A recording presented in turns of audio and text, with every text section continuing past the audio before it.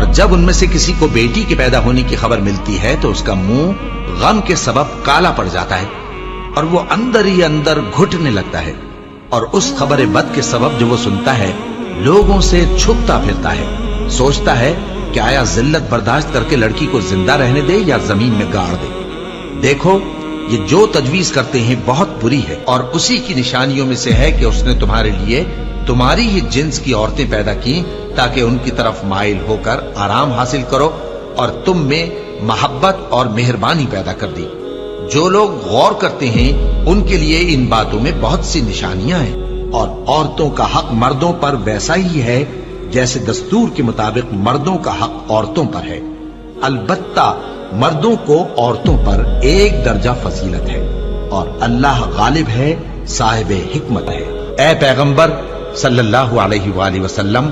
اپنی بیویوں اور بیٹیوں اور مسلمانوں کی عورتوں سے کہہ دو کہ باہر نکلا کریں تو اپنے چہروں پر چادر لٹکا کر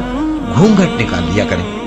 یہ چیز ان کے لیے موجب شناخت و امتیاز ہوگی تو کوئی ان کو ایذا نہ دے گا، اور اللہ بخشنے والا ہے،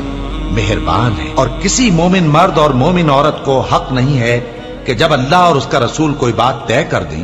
تو وہ اس کام میں اپنا بھی کچھ اختیار سمجھے، اور جو کوئی اللہ اور اس کے رسول کی نافرمانی کرے وہ بالکل گمراہ ہو گیا۔ مسلمانوں، تمہاری عورتوں میں جو بدکاری کا ارتکاب کر بیٹھیں ان پر اپنے لوگوں میں سے 4 شخصوں کی شہادت لو، اگر وہ ان کی بدکاری کی گواہی دیں تو ان عورتوں کو گھروں میں بند رکھو یہاں تک کہ موت ان کا کام تمام کر دے، یا اللہ ان کے لیے کوئی اور سبیل پیدا کرے۔ اور جو 2 مرد تم میں سے بدکاری کریں تو ان کو ایذا دو، پھر اگر وہ توبہ کر لیں اور نیکوکار ہو جائیں تو ان کا پیچھا چھوڑ دو، بے شک اللہ توبہ قبول کرنے والا ہے، مہربان ہے۔ اور جس چیز میں اللہ نے تم میں سے بعض کو بعض پر فضیلت دی ہے اس کی تمنا مت کرو، مردوں کو ان کاموں کا ثواب ہے جو انہوں نے کیے، اور عورتوں کو ان کاموں کا ثواب ہے جو انہوں نے کیے، اور اللہ سے اس کا فضل و کرم مانگتے رہو، کچھ شک نہیں کہ اللہ ہر چیز سے واقف ہے۔ مرد عورتوں پر حاکم ہے اس لیے کہ اللہ نے بعض کو بعض سے افضل بنایا ہے، اور اس لیے بھی کہ مرد اپنا مال خرچ کرتے ہیں،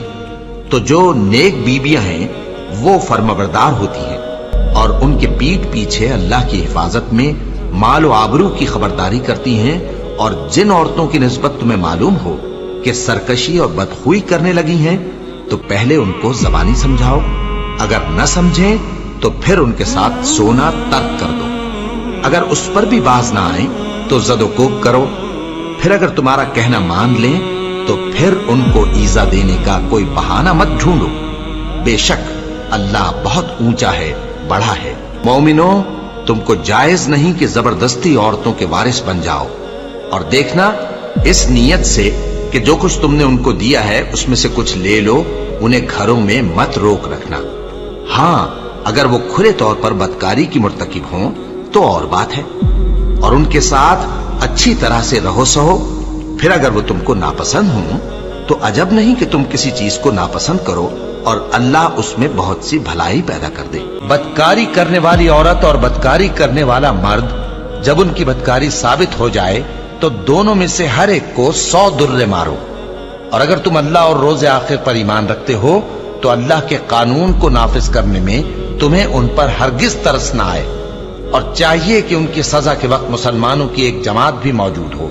بدکار مرد تو بدکار یا مشرک عورت کے سوا کسی سے نکاح نہیں کرتا، اور بدکار عورت کو بھی بدکار یا مشرک مرد کے سوا اور کوئی نکاح میں نہیں لاتا، اور یہ یعنی بدکار عورت سے نکاح کرنا مومنوں پر حرام ہے۔ اور جو لوگ پرہیزگار عورتوں کو بدکاری کا عیب لگائیں اور اس پر 4 گواہ نہ لائیں تو ان کو 80 درے مارو، اور کبھی ان کی شہادت قبول نہ کرو، اور یہی بد کردار ہے۔